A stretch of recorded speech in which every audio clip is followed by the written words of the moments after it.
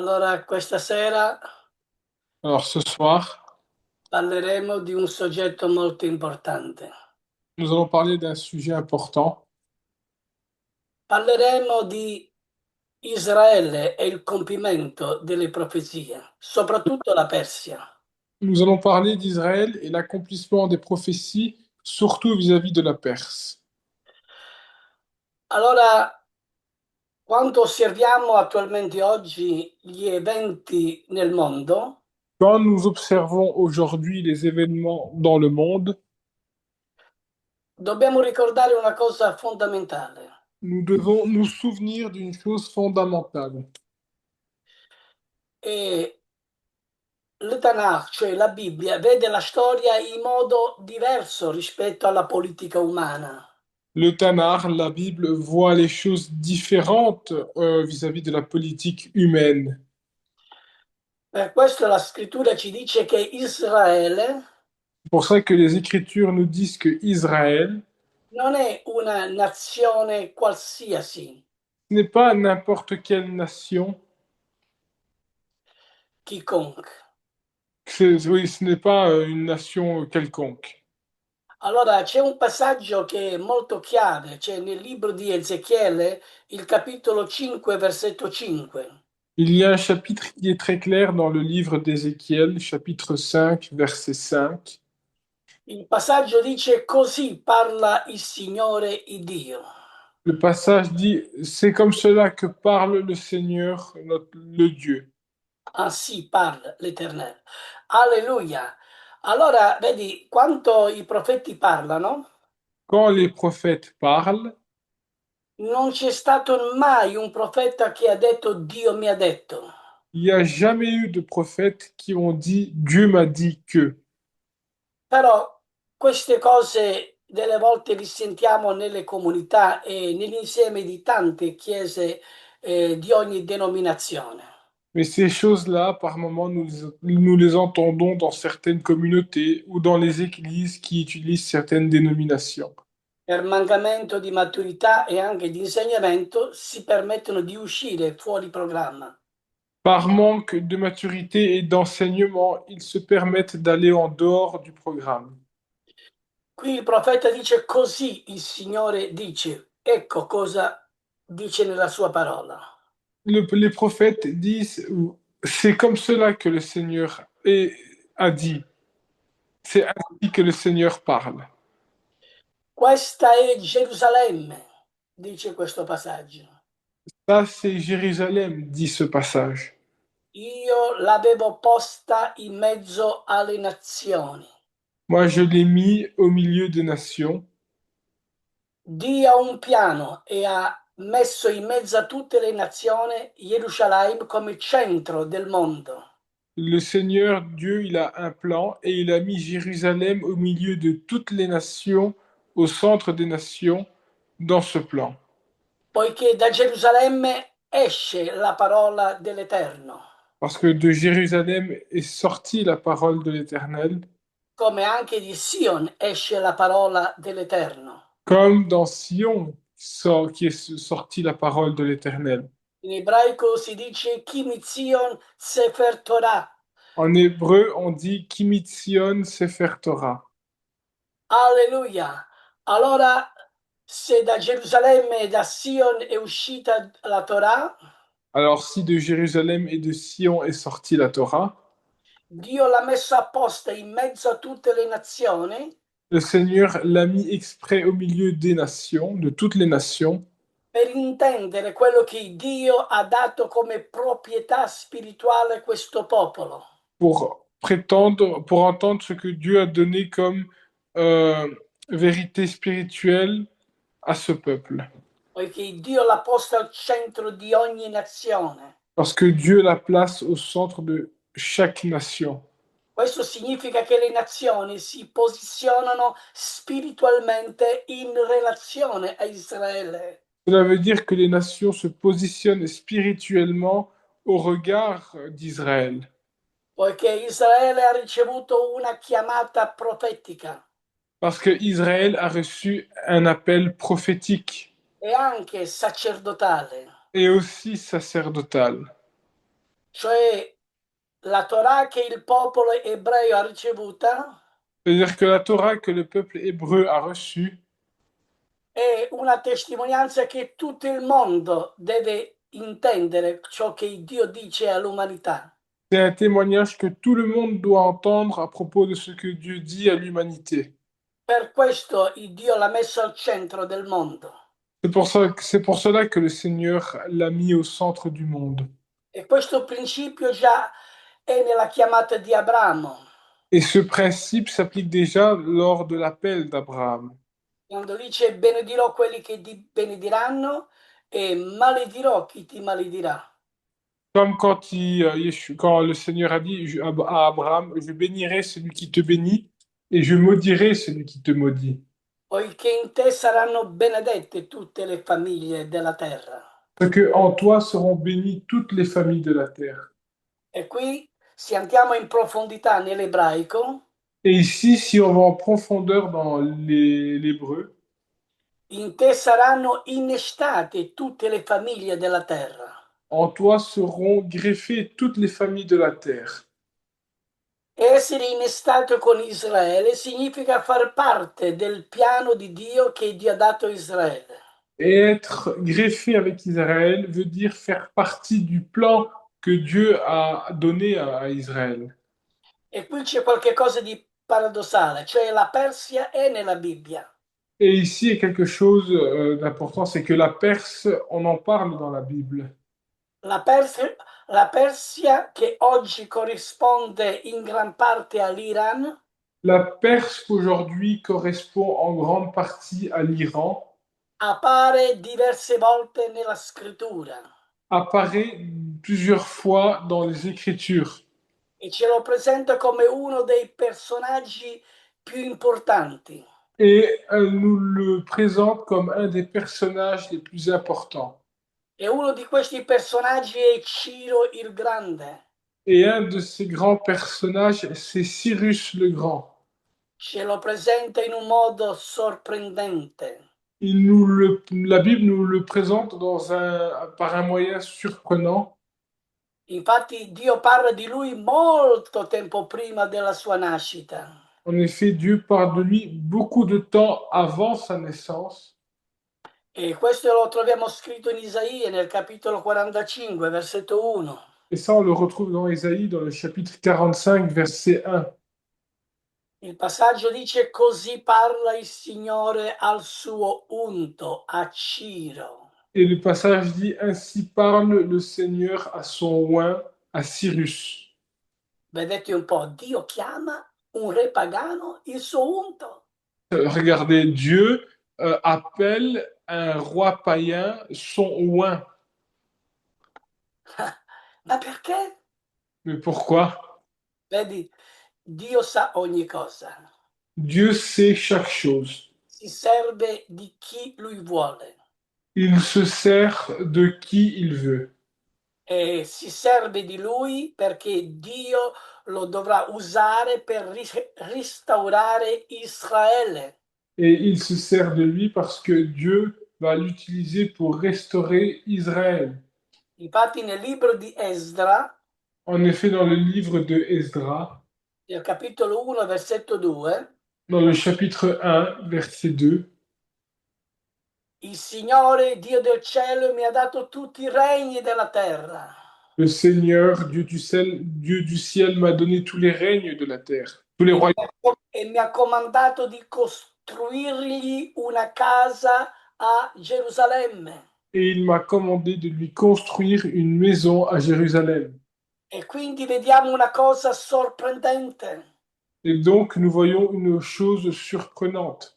cioè che la Persia, l'Iran attuale di oggi, prima fu uno strumento di Dio per la restaurazione di Israele. C'est-à-dire que la Perse, l'Iran d'aujourd'hui, a été un instrument La restaurazione di Israele. pour la restauration d'Israël. Alleluia. Ma sapete, la guerra spirituale c'è sempre dietro le nazioni. Mais sachez-le que la guerre spirituelle se trouve toujours derrière les nations. E per capire nella profondità le profezie, Et pour comprendre dans la profondeur les prophéties, bisogna che noi dimoriamo nella sua parola il y a le besoin de demeurer dans sa parole. e anche che noi dimoriamo nella sua parola, solamente in parte possiamo conoscere. Et même si nous demeurons dans sa parole, seulement en partie nous pouvons connaître. Molti oggi danno tanta enfasi di voler farsi credere che loro conoscono tanto. Beaucoup de gens aujourd'hui veulent faire croire qu'ils connaissent beaucoup de choses. Eh, fanno capire che conoscono anche tanti misteri nascosti. Ils essayent de faire comprendre qu'ils connaissent aussi beaucoup de mystères cachés. Eppure Yeshua dice, Et aussi Yeshua dit, non sta a voi di conoscere i tempi e i momenti che Dio ha fissato nella sua propria autorità. ce n'est pas à vous de connaître le temps et les moments que Dieu a fixés dans sa propre autorité. E non sta a noi. Ce n'est pas à nous. Allora, giustamente, cerchiamo di dare studi, fare studi, insegnamenti, Alors justement, cherchons de faire des études et des enseignements, ma spesso fuori binario, mais des fois fuori binario, c'est quoi? en dehors du concept. En dehors du concept. Par moment, ça arrive. Ok? Però, vedi, il Signore dice ai suoi discepoli, aspettate la promessa dello Spirito Santo, Mais le Seigneur dit à ses disciples, attendez la puissance de l'Esprit Saint, poiché lo Spirito ti rivela la verità. parce que l'Esprit te révèle la vérité. Lo Spirito ti rivela le cose nascoste L'Esprit te révèle les choses cachées. e le cose nascoste che appartengono a Dio, Dio li dà come rivelazione ai suoi profeti. Et les choses cachées, Dieu les donne en révélation à ses prophètes. Alleluia. Infatti nel libro di Daniele troviamo una rivelazione molto profonda. En effet, dans le livre de Daniel, on trouve une révélation très profonde.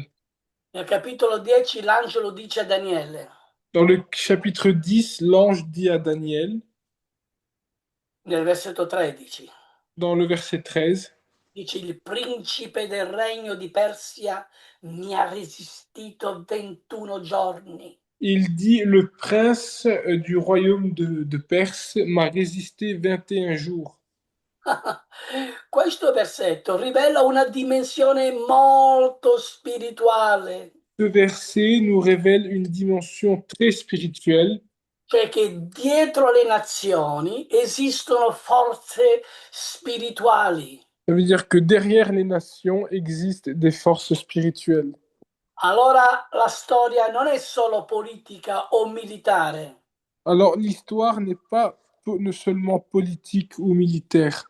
c'è una battaglia spirituale che influenza le nazioni. Il y a une bataille spirituelle qui influence les nations. Allora Daniele dice nel capitolo 8, Alors Daniel dit dans le chapitre 8, Dio rivela i grandi imperi della storia. Dieu révèle les grands empires de l'histoire. Vedi, nel Daniele capitolo 8, versetto 20, Dans le Daniel chapitre 8, verset 20, questo passaggio dice il montone con due corna rappresenta i re di Media e Persia. il dit le mouton, non,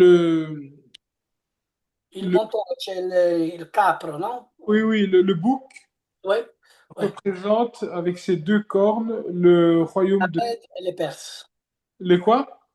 Les Mèdes et les Perses. Les Mèdes et les Perses sont représentés avec les deux cornes du bouc. Ouais. Allora, questo è l'imperio, le Medie e i Persiani, cioè qui la Persia è uno degli imperi annunciati profeticamente nella Bibbia. La Perse est un empire annoncé prophétiquement dans la Bible. E questo dimostra che Dio conosce e guida la storia delle nazioni. Et ça démontre que le Seigneur guide l'histoire des nations. Alleluia. Tutto è sul controllo di Dio. Tout est sous le contrôle de Dieu. Bisogna avere fiducia nel Signore, Et on a besoin d'avoir de la confiance envers le Seigneur. camminare per fede. Marcher par le moyen de la foi. La scrittura dice il giusto vivrà per la sua fede. Les Écritures disent, le juste vivra par sa foi. E colui che vive con la fede in Dio conosce che Dio guida ogni cosa che noi non conosciamo. Et celui qui vit avec la foi, il sait que... Attends, j'ai pas compris ce que tu as dit, tu étais un peu vite. Ok, va bene, continuiamo.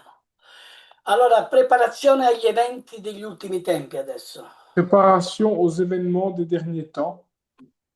Ora, la Bibbia insegna che prima della venuta del Messia La Bible nous enseigne qu'avant la venue du Messie, ci saranno grandi tensioni tra le nazioni.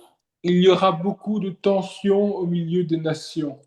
Infatti il Vangelo di Matteo nel capitolo 24, En effet, l'évangile de Matthieu dans le chapitre 24, Yeshua HaMashiach dice: Yeshua HaMashiach dit, sentirete parlare di guerre e di rumore di guerre. vous allez entendre parler de guerre et de bruit de guerre.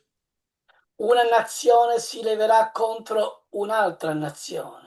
Une nation va s'élever contre une autre nation.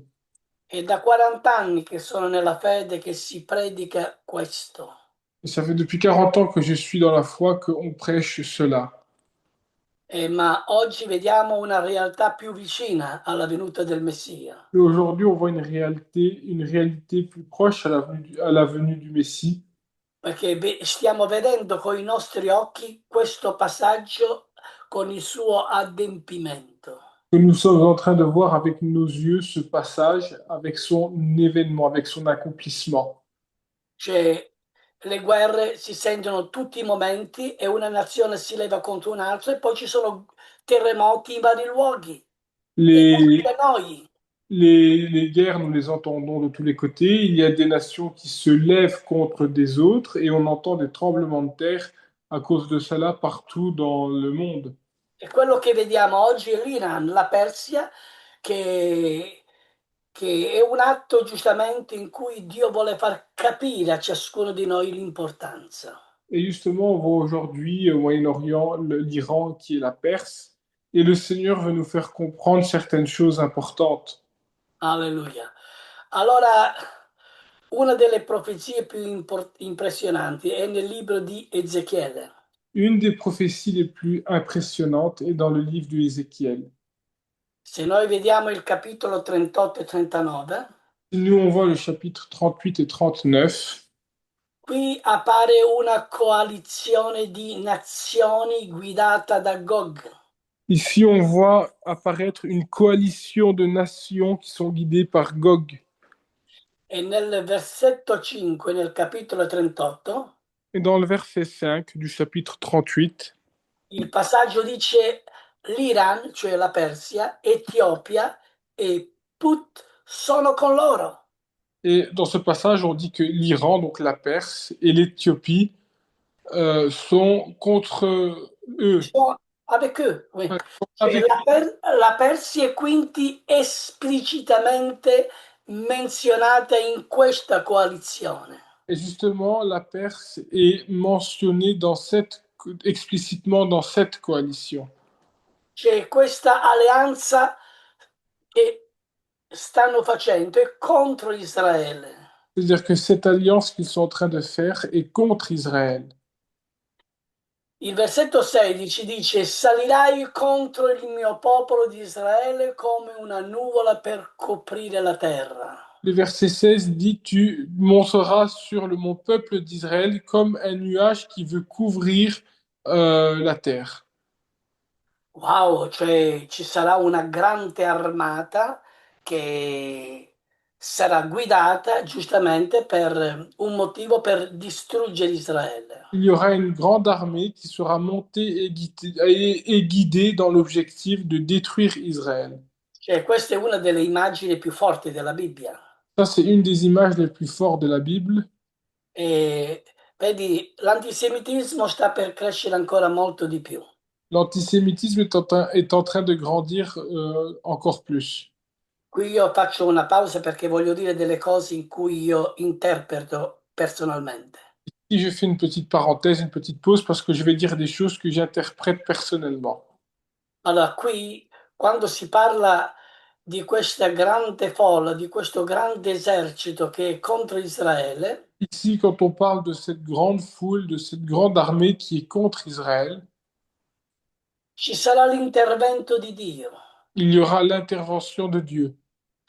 E io mi sono fatto delle domande anche in me stesso interiormente, Et moi, je me suis fait des demandes, même envers moi-même, dicendomi dov'è il punto dove l'anticristo eh, mh, prenderà giustamente per incanno completamente Israele. et moi, je me suis dit en moi-même, quel est le point où l'Antichrist va réussir à tromper Israël? Vedete questa grande armata contro Israele, è Dio che la distrugge con il zolfo e con il fuoco. Et vous voyez cette grande armée qui se lève contre Israël, c'est Dieu qui l'a détruit avec son souffle et le feu.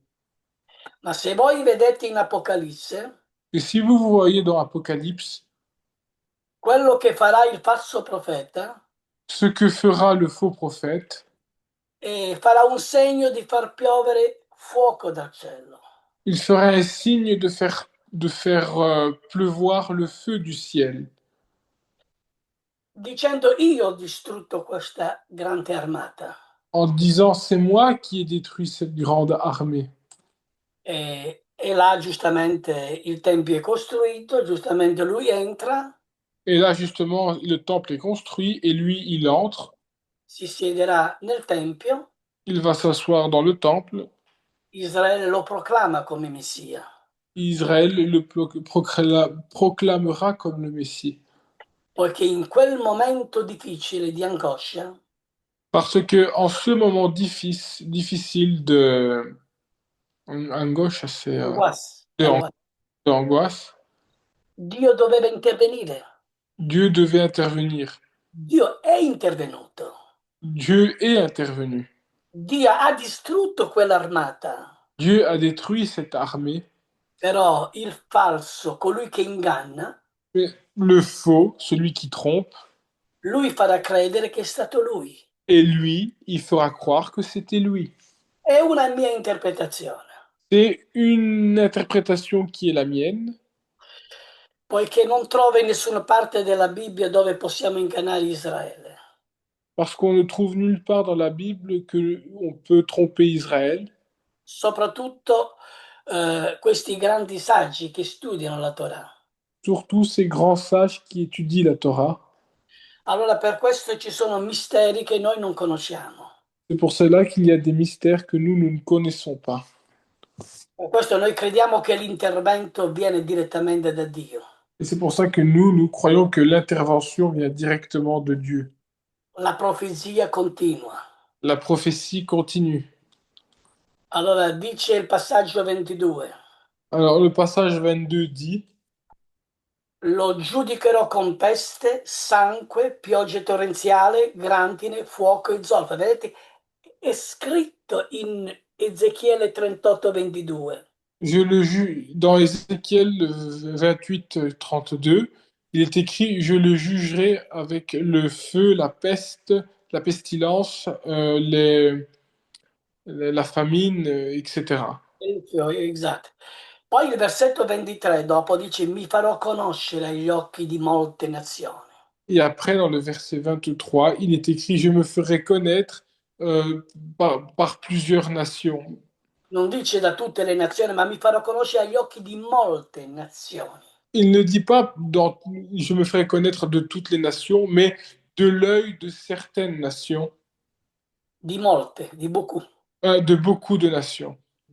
Cioè il risultato finale è che le nazioni riconosceranno la potenza di Dio. Le résultat final, c'est que les nations vont reconnaître la puissance de Dieu. Per questo nel libro dell'Apocalisse parla del raduno delle nazioni. C'est pour ça que dans le livre de l'Apocalypse, on parle de la repentance des nations. del raduno, du rassemblement des Ah, nazioni. pardon, du rassemblement des nations. E in Apocalisse 16,14 dice il passaggio, Et dans Apocalypse chapitre 16, verset 14, il dit ce passage, radunano i re di tutta la terra per la battaglia. il rassemble les rois de toute la terre pour la bataille. Cioè, questo mostra che l'attenzione globale Cela montre que la tension globale crescerà prima del ritorno del Messia. augmentera et évoluera avant le retour du Messie. Ma alla fine della storia non è la guerra. Mais la fin de l'histoire, ce n'est pas la guerre. La fine della storia non è il regno del Messia. La fin de l'histoire n'est pas le règne du Messie. Cioè, nel libro di Zaccaria 14,9, Dans le livre de Zacharie, chapitre 14, verset 9, cioè, ripeto, la fine della storia è il regno del Messia, attenzione. je répète que la fin de l'histoire est le règne du Messie. Attention. Eh. E nel libro di Zaccaria ce la conferma, Et dans le livre de Zacharie, on nous la confirme. nel capitolo 14, versetto 9, Dans le chapitre 14, verset 9, dove dice il Signore sarà re su tutta la terra. où il dit, le Seigneur sera le roi sur toute la terre. Questo è il destino finale della storia. Ça, c'est le destin final de l'histoire. Ora vedete, qui vediamo tre verità Et ici, on observe trois vérités che la Torah ci mostra. que la Torah nous montre. Cioè Israele è al centro del piano di Dio, Israël est au centre du plan de Dieu. deve essere al centro, obbligatorio. Il doit être au centre. C'est obligatoire. Le nazioni partecipano a un dramma spirituale più grande, Les nations participent à un drame spirituel plus grand. e poi alla fine Dio stabilirà il suo regno. Et à la fin, Dieu va établir son règne. Allora, la Persia, l'Iran, Alors la Perse, l'Iran, ha avuto un ruolo nella storia biblica e appare anche nelle profezie. et elle a eu un rôle biblique et on en parle même dans les prophéties. Ma sopra ogni cosa, Mais sur toute chose, alleluia, ricordiamo che il Dio che rimane sovrano della storia. nous devons nous souvenir que c'est Dieu qui reste souverain de l'histoire. Alleluia. Chi è questa nazione Iran? C'est quoi cette nation, l'Iran? Quali sono le sue origini? Quelles sont ses origines? Come si chiamava? Comment s'appelait-elle? Cioè, le origini di Elam. C'est les origines de Elam. Elam che è l'Iran. Elam qui est l'Iran. Allora, per capire una nazione nella Bibbia bisogna sempre tornare alle origini. Pour comprendre une nation dans la Bible, il est fondamental et essentiel de retourner aux origines. Infatti in Genesi, nel capitolo 10, versetto 22, En effet, dans la Genèse, dans le chapitre 10, verset 22, vediamo qui la genealogia, i figli di Shem. Chi ici è? on voit la généalogie, le fils de Shem. Allora, i figli di Shem, Sem, furono Elam. Vedi? Le fils de Shem fut Elam. Elam. Vedi? Troviamo anche Elam qui. Iran lo troviamo qui. Elam, Assur, Arfascad, Luk e Aram. Cioè, vedi, questo lo troviamo in Genesi 10:22. Et tout cela, on le retrouve dans Genèse 22.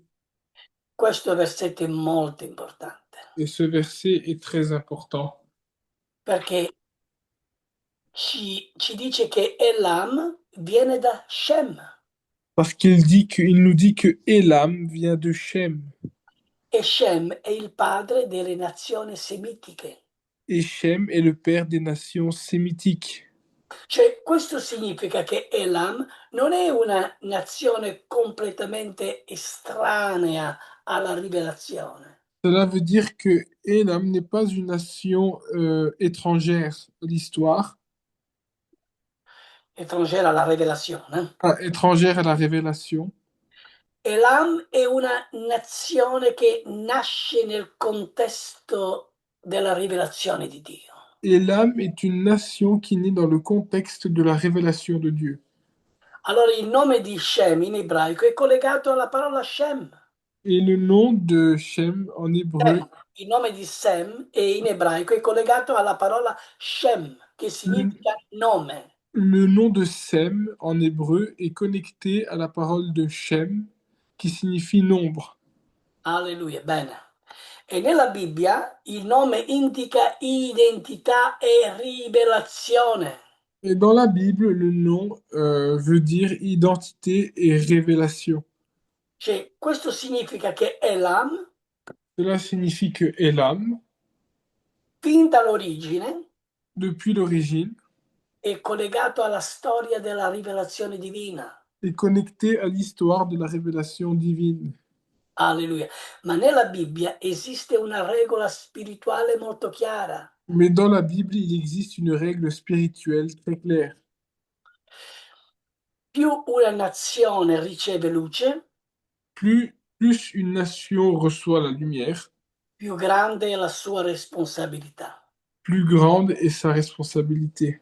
Per questo quando Dio giudica una nazione, C'est pour ça que quand Dieu juge une nation, non lo fa mai con una rabbia cieca. il ne le fait jamais avec une rage aveuglante. Il giudizio di Dio nasce sempre dalla verità e dalla giustizia. Et le jugement de Dieu naît toujours de la vérité et de la justice. Allora, se parliamo di Elam, è una civiltà molto antica. Et si on parle de Elam, c'est une civilisation beaucoup très antique. Vedi, l'Iran è una civiltà forte, L'Iran est une civilisation forte, una civiltà organizzata, une civilisation organisée una civiltà anche fiera. et une civilisation fière. La scrittura ci ricorda qualcosa di fondamentale. Les Écritures nous rappellent quelque chose de fondamental. Nessuna creatura è nascosta davanti a Dio, Aucune créature n'est cachée devant Dieu, che sia uomo, popolo o nazione. qu'il soit un homme, un peuple ou une nation. Per questo Elam è nella storia profetica. C'est pour ça que Elam est dans l'histoire prophétique.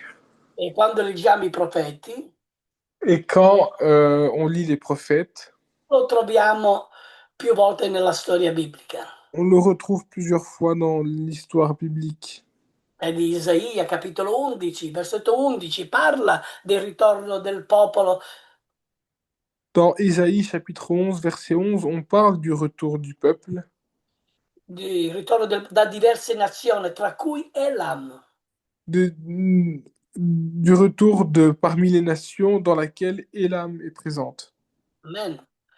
Isaia 21:2 dice Elam all'attacco, c'è tanti punti nella Bibbia. Ésaïe chapitre 21, 12, on dit Elam à l'attaque. C'est ça? Poi anche in Daniele capitolo 8 lo dice, io ero a Susa nella provincia di Elam, Même dans Daniel chapitre 8, on dit nous étions à Suzanne dalla provincia di Elam. dans la province de Elam. Cioè Susa diventerà poi una capitale dell'impero persiano. Susa deviendra une capitale de l'empire persan. Cioè questo significa che Elam Cela signifie que Elam si trova nel cuore della storia degli imperi. se trouve dans le cœur de l'histoire des empires.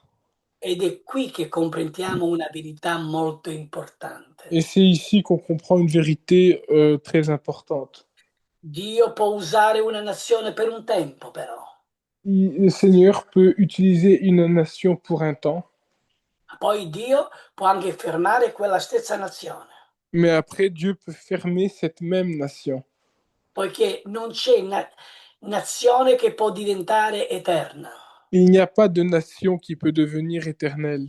C'è una sola città che è eterna, Il y a une seule ville qui est éternelle.